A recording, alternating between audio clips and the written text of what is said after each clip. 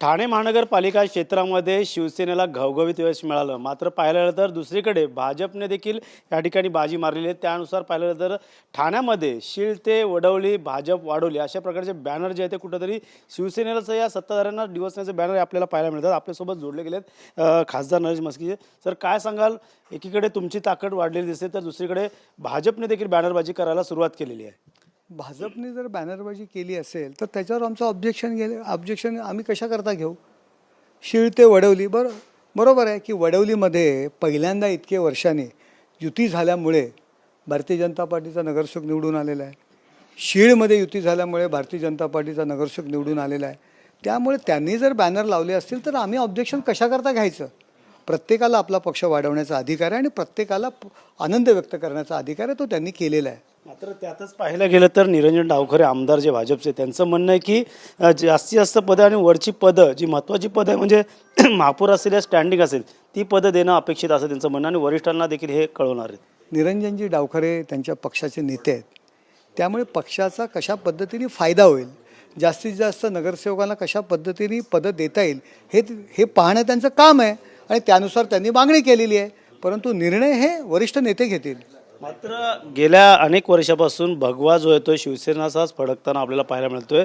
तर महापौर पदासाठी आपल्या ठिकाणी कशा प्रकारचा दावा असणार आहे का? तर डोंबिवली असेल इतरत्र देखील ते म्हणतात की भाजप आमचा महापौर बसावा.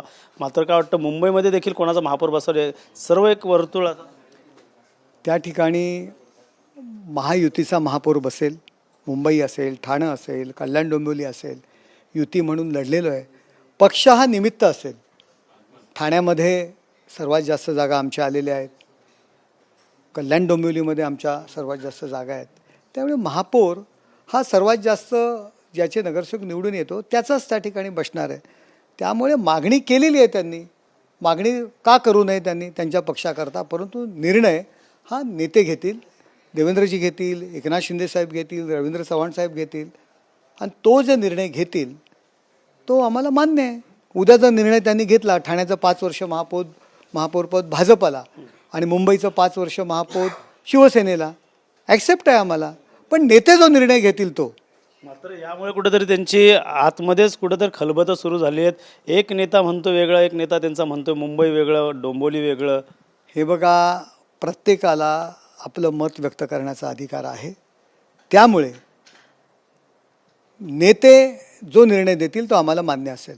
इथं संजय राऊत देखील म्हणतात की महापौर कोणाचा बसेल तुम्हाला लवकरच कळेल आणि कुठेतरी कोंडून ठेवलेत तुमच्या नगरसेवक. संजय राऊतांचं उगाच सकाळी माध्यमांवरून बातम्या सोडणं, त्यांची अशी परिस्थिती झालेली आहे की आत्याबाईला मिशा असतात तर ही अवस्था त्यांची आहे. त्यामुळे ते काय म्हणतात किंवा ते काय वक्तव्य करतील म्हणून आमच्या युतीमध्ये काही होणार नाही. युतीमध्ये सर्व काही आलबेल आहे. आता राज ठाकरेंना कुठं अपयश मिळालं, एकत्र लढले होते. मात्र त्या बरोबरच्या सीटा त्यांना काय मिळाल्या? मराठी मुद्दा घेऊन चाललेले, हिंदुत्वाचा मुद्दा घेऊन हे बघा, आता जे झालं ते झालं.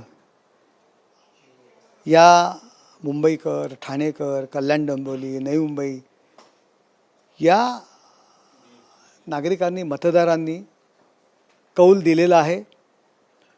राजसाहेब मराठी माणसाकरता भांडतात, मराठी माणसांसारखी आवाज उठवतात.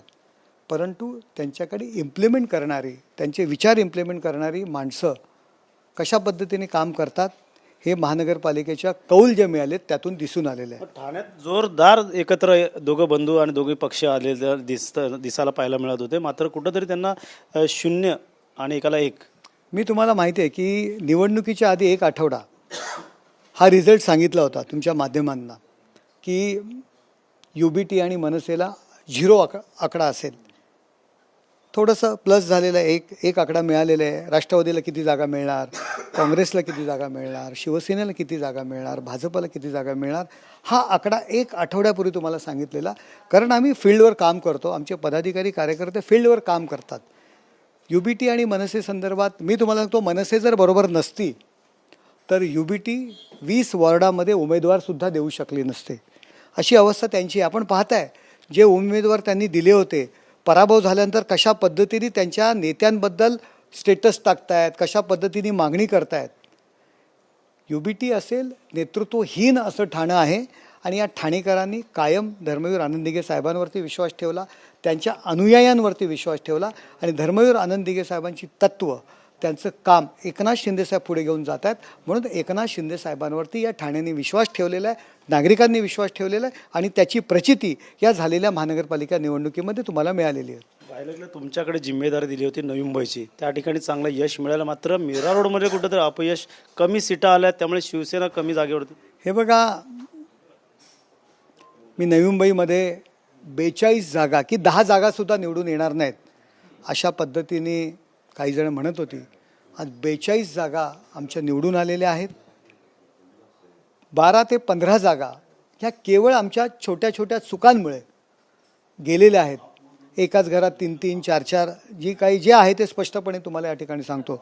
4-4 लोकांना आम्ही एकाच घरातले उमेदवारी दिली, त्यामुळे लोकांनी थोडं आम्हाला नाकारलेलं आहे. आमची चूक आमच्या लक्षात आलेलं आहे, परंतु लवकरात लवकर आणि पुढील निवडणुकीमध्ये नवी मुंबईमध्ये वेगळं चित्र तुम्हाला दिसेल. जनतेने आमच्यासोबत कौल दिलेला आहे, आम्हाला कौल दिलेला आहे. 42 जागा, 10 जागा पण निवडून येणार नाही म्हणत होते, परंतु आज 42 जागा आमच्या निवडून आलेल्या आहेत. एक पॅनल आमच्या एकाच घरातली 3 उमेदवार दिले, दुसरं पॅनल तसंच गेलं, तिसरं पॅनल एकाच घरातली लोकं होती. त्यामुळे थोडंफार नागरिकांना त्या पसंती आलं नाही आणि त्यामुळे आमच्या काही जागा पडलेल्या आहेत. परंतु चुकीतून आपण पुढे चांगला मार्ग स्वीकारतो आणि आमची चूक आमच्या लक्षात आलेली आहे. नाहीतर आम्ही सत्तेच्या जवळपास जाऊन बसलो होतो. 40% महानगरपालिकेतील एकूण 40% जागा आम्हाला मिळालेल्या आहेत. चांगलं मतदान आम्हाला मिळालेलं आहे. मात्र गणेश नाईक नेहमीच म्हणत होते की टांगा पडा घोडे फरार. निवडणुका संपलेल्या आहेत, त्यामुळे मला वाटतं नाईक साहेब हे युतीचे ज्येष्ठ नेते आहेत, ज्येष्ठ मंत्री आहेत. त्यामुळे मला वाटतं की आता याविषयी चर्चा करणं किंवा एकमेकांवर टीका टिप्पणी करणं मला योग्य वाटत नाही. आता शिवसेनेला कुठंतरी मीरा रोडमध्ये अपयश आलेलं आहे. प्रताप सरनाईक यांच्याकडे जिम्मेदारी होती, कुठंतरी ते असं काही नाही आहे. शिवसेना आम्ही कुठे कमी पडली याचा आमचीसुद्धा जबाबदारी आहे. ती केवळ सरनाईक साहेबांची ती जबाबदारी नाही आहे. मी सुद्धा त्या ठिकाणचा खासदार आहे. आम्ही अभ्यास करू आणि नक्कीच चूक सुधारण्याचा आम्ही प्रयत्न करू. जे काय आमच्याकडनं कमी झालं असेल त्यासाठी आम्ही नक्कीच, दोघांची आमची एकत्रित जबाबदारी आहे. मी जरी नवी मुंबई पाहत होतो तरीसुद्धा माझीसुद्धा खासदार म्हणून जबाबदारी मी टाळू शकत नाही. आमच्या सगळ्यांची एकत्र जबाबदारी, आम्ही नक्कीच त्याचा अभ्यास करू. शेवटचा प्रश्न, नक्की महापौर कोणाचा बसेल आणि कुठला चेहरा असेल? तुम्ही अनुभवी आहेत महापौर पदासाठी, कसा चेहरा असावा? महापौर हा आमचा बसेल, महायुतीचा बसेल, एवढं तुम्हाला यावेळी सांगत. ते नरेश मस्के येणाऱ्या काळात आता महापौर युतीचा बसेल, आमचा बसेल असं त्यांनी वक्तव्य केलं. त्यामुळे येणाऱ्या काळात कसा चेहरा असेल महापौराचा हे देखील पाहणं गरजेचं राहणार आहे. त्यामुळे अथर्व गणेश थोरात, TV9 मराठी, ठाणे.